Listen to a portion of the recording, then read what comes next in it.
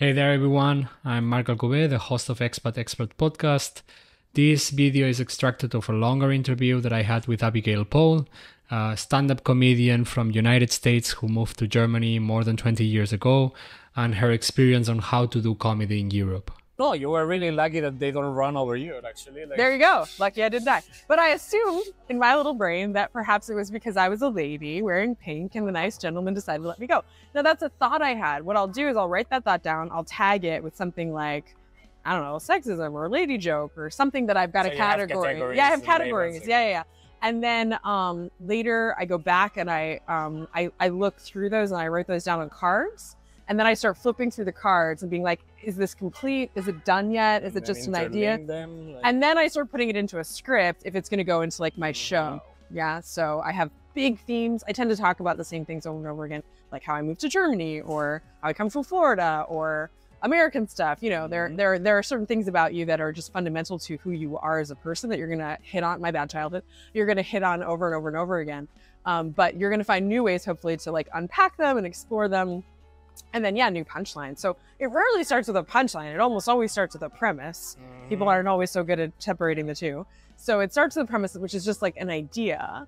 And so like, if I said, I'm really enjoying the sexism here, I'd have to have a lot of punchlines to make that work as a comedy, routine. It's not just like people just go out on stage with a kind of a naked idea and wait for the laughs to come. And that's why they don't, because you haven't actually dug in. So I also find that it's not like an immediate process. Sometimes I immediately think of a one-liner or a good joke, but usually it's like this long process of like a thought here on the train at 2 o'clock on a Tuesday, and then a year later, it's a fully realized part of a whole piece. Yeah. Makes sense. I mean, it's very similar how I used to write, actually. Like I have a topic, I use Notion and I have my structure like topics, tags, comedy, and then from that I transform it into a script. I don't flip cards, but I flip notes in the computer, let's say like this, and then I say, okay, from that block I have enough to try to connect it to the other one, and how I connect that block to the other and make it work in a whole script for a show, a potential show. At the end, I was even preparing, like if I had 3 minutes, I prepared 3 minutes. That's it. Yeah. To that point, like even preparing the open mics as if they were proper shows. Right.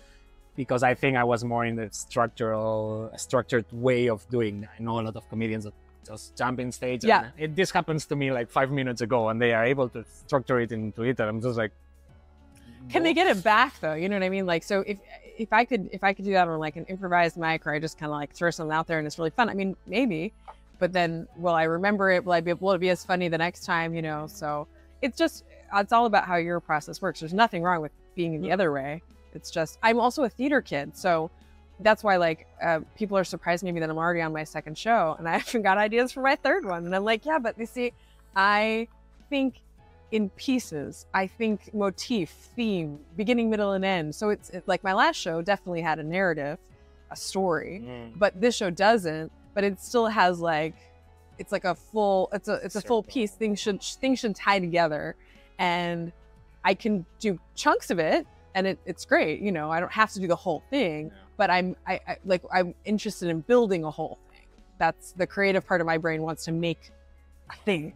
Which brings to the fact that you generally, like in an open mic, you can throw something like, I don't know, like this happened here when I was in Greece, and therefore I have an open mic and I can throw a trial joke, because at the end, open mics are for that.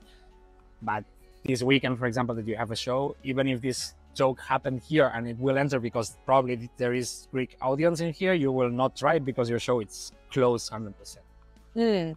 How do you mean?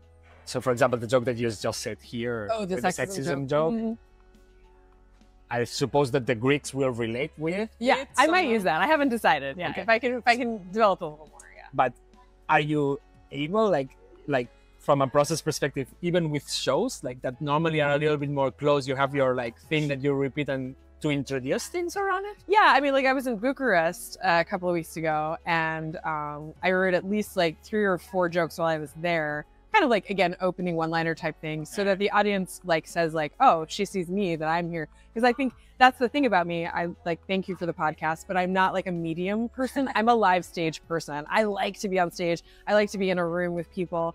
So if you are going into a room with only the things you have in your head and you don't want to recognize these humans, these Greek people, these people from Bucharest, then you're probably not doing them or you any favors. So you really have to be sensitive to like bringing this room your jokes and adapting them so that that room can get there with you. You know, that's your whole job, is to get them to, you know, sort of see you and recognize you. And when you go, I see you, I recognize you, then they feel points whenever you want on top of it. Exactly. So yeah.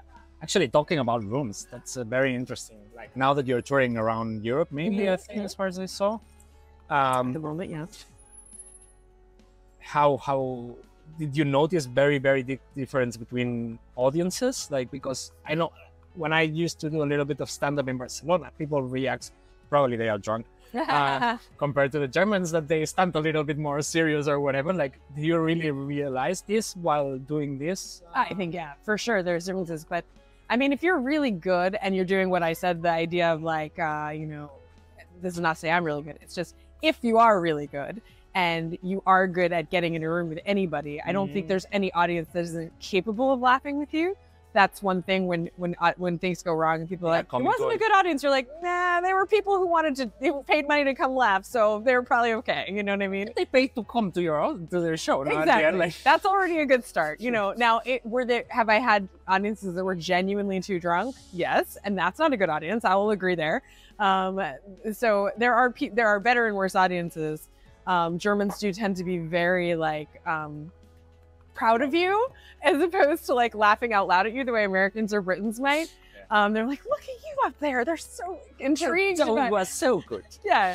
It's a little, the German word zurückhaltend, it's a little, you know, it's downplayed, but it's still there and you can feel their appreciation. And in a way, I think they've been good for me because I don't have huge expectations for megawatt laughter. So when you get it, you're like, oh, I'm somewhere where they laugh out loud. This is delightful.